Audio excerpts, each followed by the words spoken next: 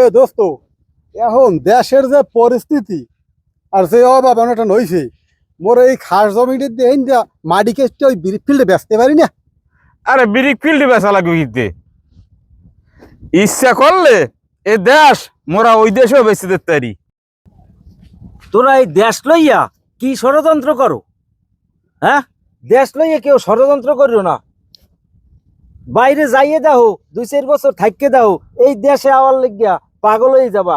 প্রত্যেকটা সময়, প্রত্যেকটা মিনিট, প্রত্যেকটা মুহূর্ত এই দেশের এই মাটিটার জন্য কিন্তু তোমার মনটা কানবে।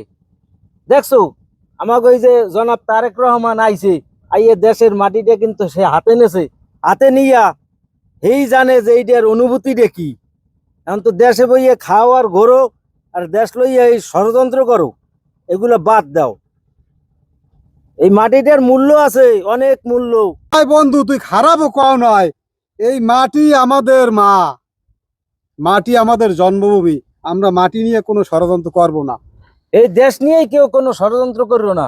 দেশ আমাদের, এই দেশটাকে আমাদের সবাইরই ভালোবাসিয়া আঁকড়াই রাখতে হইবে। ঠিক আছে?